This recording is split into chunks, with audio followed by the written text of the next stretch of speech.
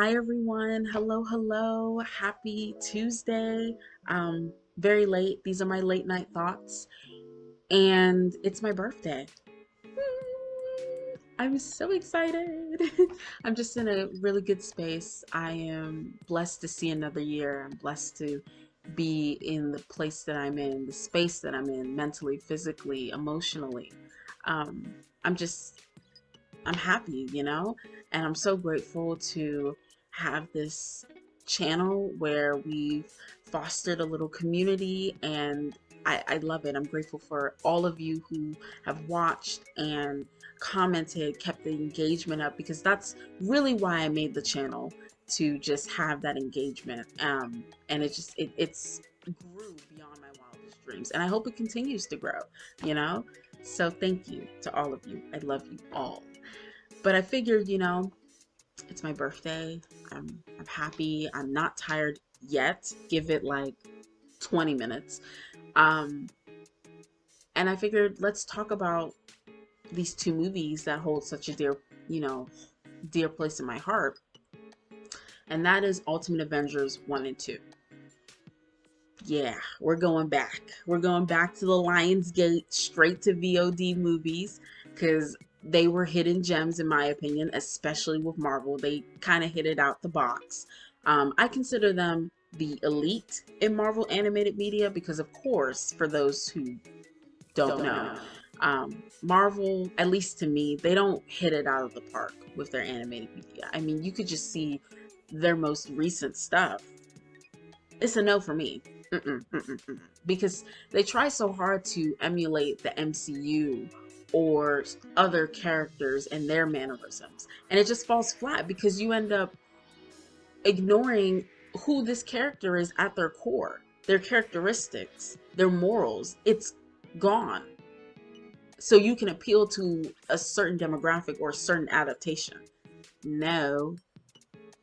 So I appreciate these movies because the characters in these movies, they're very tethered to their comic book counterpart, and you can see it on screen. You can hear it in the actors and their performances, and it's great. I love it. Now, of course, there are characters I don't like, because they're so tethered to their, comic book counterpart. But the fact that it's just so close, I'm here for it. So let's talk about these movies. Storytime. This was my first introduction to Avengers ever. Ever. The only other time I had exposure to members of the Avengers, Iron Man and the Hulk. Yeah. Yeah. Because Iron Man had his own solo movie. I think that was also Lionsgate. And Hulk, I followed him through Hulk versus Wolverine, his Hulk animated show from like the 90s or 80s, I think. And that was the only two that I primarily knew about before going into the movie. But seeing this roster of characters, I was like, holy smokes, this is great. Like, this looks awesome. It was kind of gritty, a little mature, but not too mature. It was that sweet balance. And it just, ah, I look back on it with fondness. Really, really. It's like, I love these two movies mostly for nostalgia, but they're also really fun to watch. The stories are great. They're simplistic, but not to the point where it's like generic and dumb. It's enough to keep you invested and engaged. And you get to learn about these heroes. And for me as a kid, like, you can't beat that. So let's talk about the plot of the two movies. First movie, we mainly focus on Captain America. We get his origin. The team forms. Hulk goes berserk. They fight him. They win. Their team. Huzzah. Second movie, Black Panther comes into the mix. And we have a new antagonist who is named Kaiser, who's like the Red Skull of this universe, because let's not forget, the Ultimate Avengers, they're separate, and I'll get into that more. But we have Kaiser and the Shatari. They're the antagonists of this film. Basically, T'Challa's father dies at the hands of Kaiser.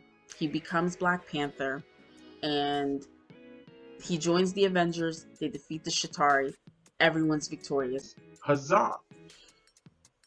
Very simplistic, easy to follow, very fun. The characters. Oh, Incoming boy. one supreme dickhead. Beware. Let's talk about Hank. Hank Pym, Giant Man. I just want to get him out the way because he is the worst of the bunch. And very much his comic book counterpart. Very much so. Take a swig of water. The man is verbally abusive. There is not one redeeming quality concerning him at all. He's verbally abusive, like I said, towards his wife, Janet, who is Wasp in the movies. And this is throughout both movies. He's verbally abusive. He openly gawks at other women, even though he's married. And when Janet does the same, oh, now it's a problem. He continuously, publicly disrespects Janet, dismisses her feelings and opinions on matters, and then to top it all off, he's arrogant as hell. And I'm talking like beyond Tony Stark levels of arrogance. You know you're doing something wrong when you pass Tony Stark's level of arrogance, especially within these movies. Like, come on, my guy, come on. And when they were on team missions in both movies, Hank was the primary reason, that things went to shit. I mean, he wouldn't listen to anyone. He would go off on his own, and someone would end up as collateral. I think in the second movie, it was Janet, and then himself because he got poisoned. It's like, that's what you get. And then plot twist, he dies at the end of the second movie. And I'm just looking like, I know you don't want me to feel bad for him. I know you don't honestly want me to feel bad for this man who has been horrible and unlikable for 2 movies straight. Like, they didn't even try to redeem him. Like, I know you don't want me to feel bad for him because I don't. No, ma'am. I was like, Janet's better off. Okay, bye-bye. Bye. He's terrible. Terrible. Next, we'll talk about Wasp. I don't know. I feel bad for her because she was a victim of verbal abuse. It was hard to watch her continuously take up for Hank and say, oh, there's a good side to him, and you know, she stood up to him sometimes, but it's just like, ugh.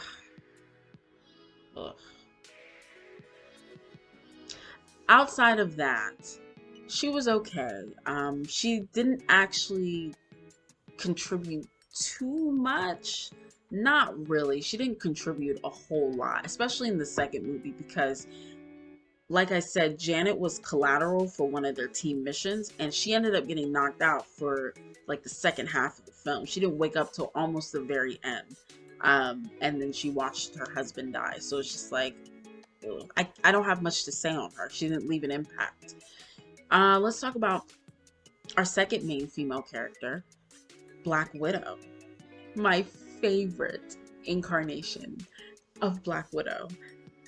Because she has a Russian accent. I mean, come on. I've said this maybe one other time. But the fact that she has a Russian accent, A+, A+, A+, A+, A+. A+. She is badass in these movies. She's great. And these movies have a great demonstration as to why she is Fury's right-hand lady. Like, come on. You don't mess with Black Widow. Her and Steve's romance was very nice. I liked it. I felt a smidge rushed, but I could get over that because fine. They actually had issues. They worked through those issues throughout the course of the film. The only thing I didn't like was that she didn't really have much of a personal arc throughout these 2 movies. Almost every other character with regards to Wasp and Betty, and I want to say that's it. That's kind of bad that our female characters don't really have personal arcs. But yeah, she didn't really have a personal journey. Like it was really all about her relationship with the team and then her relationship with Steve. And while that's great, that's fine and dandy, I would have liked to have seen maybe they explore how she distinguished herself between a Russian spy and being a part of Shield and the Avengers, because those are two different things, two different lives, two different types of decisions that you're making every single day. And I would have liked to see them explore that, but that didn't happen. Let's see. We'll talk about Betty. Betty, she was cool. You know, she serves pretty much the same role she always serves. She's Bruce's anchor. It's a little more complex in these movies because it's a smidge more abusive, I would say. A little bit. I don't know. It's like Bruce keeps pulling her back. Things will be different. I won't be the Hulk. I can control it. And it's like, Betty, get out, get out, get out. Go, go. Um, but she was fine other than that. You know, in some moments she was served, you know, for plot convenience, but otherwise, um, Thor.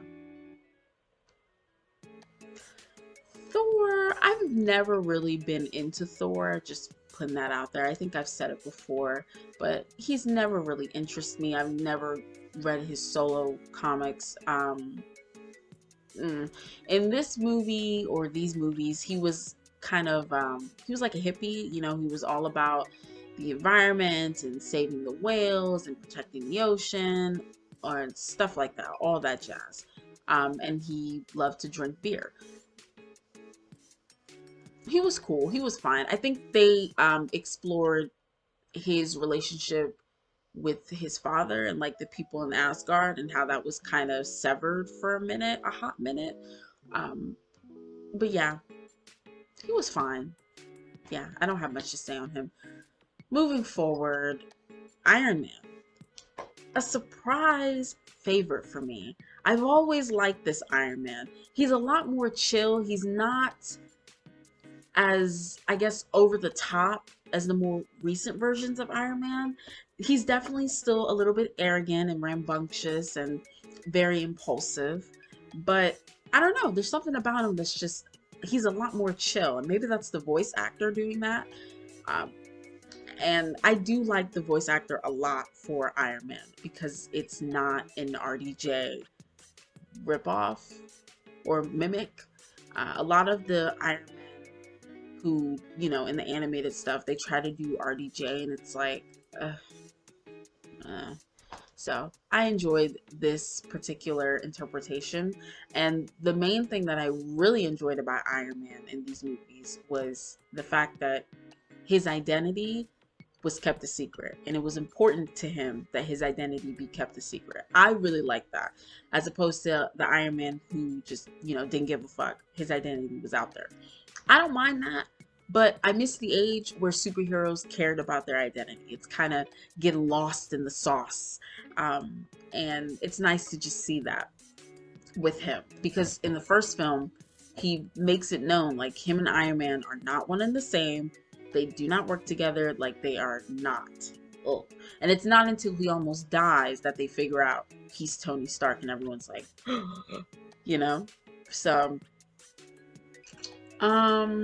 let's see. Who's next? Oh, Captain America. He was cool. He was cool. I like Captain America. I really, really like him. I kind of want to focus on the first movie because they explore him a lot more with his origin and everything. I think they did that really, really well. And the little changes they made, like the fact that Bucky is old man Bucky, he didn't become a assassin. He grew old and happy, and he ended up marrying the girl who was originally Steve's, you know, love of his life. And her name was Gail. It's not Peggy. So I'm totally down for that. I'm glad the Winter Soldier is not a thing. Bucky's just happy, living his life. I thought it was great, but that's has nothing to do with Cap, really. But Steve himself, He was a great leader for the team in these two movies. Very level headed, per usual, keeping everyone straight. However, he did have issues with sort of letting go and just not being so tense all the time, you know? Because Cap, with everything that he went through, he's just tense, tense, tense.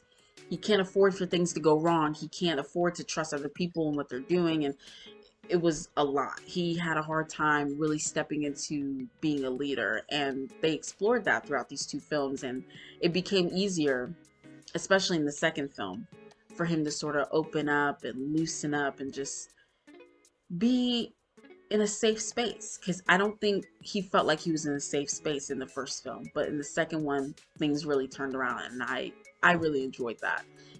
Let's see, we have Black Panther. He was great. I loved it. I loved Wakanda. I loved how they explored his issues with Wakandan, I guess it was like the Wakandan government, because they were having issues with him having the mantle, and especially after he let outsiders in, that was a whole spiel, and they were ready to snatch the throne away from him. I was like, whoa, whoa, whoa, relax, relax. But after he saved the day with the help of the Avengers, they changed their minds. So good job. Um, yeah, he was just badass, and I really enjoyed him. And I liked his costume. I think that was also indicative of the comics. It's kind of an older take, but I like it. I think this movie came out in like 2006, so it makes sense. But I liked it. I liked it a lot. And I liked how he actually turned into a panther. Like, that was great. Very reminiscent of the new Avengers or next Avengers, Heroes of Tomorrow. I think they're actually in the same universe, which makes a lot of sense. Who's next? Mm, Hulk. Hulk. Hulk. Hulk. He's so savage in these movies. It's like, oh my god, we finally got a Hulk who just doesn't give a fuck and will just wreck, wreck, wreck. When he choked Hank, like when he literally grabbed his throat, Hank was like 1,000 feet tall, grabbed his throat and squeezed. I said, as a kid, I was like losing my mind. And as I rewatched, when I got older, I was like, he really just didn't care. It was so great to see. It was so much fun to just see him wrecking shit and losing control. And obviously, we don't want him to lose control all the time, but it was fun. It was fun to watch. I'm not even gonna lie. I love how they explored, the complexities between him and the Hulk and how he was trying to control it. But it's like, you can't tame the beast, my friend, especially not your beast. And like I said, the relationship between him and Betty was a little more complex because it was kind of abusive, just a little bit, I think. Uh, I really enjoyed it though. I really enjoyed this Bruce Wayne. I said Bruce Wayne. You see how late it is? Late night thoughts, people. Um, Bruce Banner. So let's see. Nick Fury. Nick Fury was very nice. He was very cool. Um, there's not much I can really say beyond that. He didn't really get a personal arc, so that's 4 people, not just the ladies. We got a male in there too. Um, but he was pretty badass. He was a great leader, a secondary leader, I would say, because I always considered Cap to be the first leader. So he was a nice secondary leader. He got shit done. When he was pissed off, he was pissed off, laid in to the Avengers. Um, but he kept everyone together. He initiated the team. So he was great. I loved it. Mm, I don't think I forgot anyone. I think that's everyone. Yeah. These films are they're really, really great. And I love it. I just love how close it is to the comics almost. I don't know. That direct inspiration or interpretation, sometimes it can make or break you. And I think in this case, it worked out in their favor. It's just really nice to see this different set of heroes, especially with the MCU in mind. You really have to let it go to really enjoy these movies, and accept something new, something different. I really liked how they managed to kind of compile all this information, all these arcs in these two films that are like maybe a little more than an hour, 30 minutes apiece. And they do it well. Like, it doesn't feel cluttered, it doesn't feel like there's just so much shit happening. It's great, and I really recommend you guys watch these movies. Please, please, please. If you can, go watch it. I feel like it's on YouTube because Lionsgate, they really don't care about copyright. I don't think so. Um, oh, let me talk about the animation and art style for a sec. Animation is a bit choppy. Yeah, it's a bit choppy. The art style, though, I really liked. I thought it was different, and I quite enjoyed it. But the animation, woo, looking back,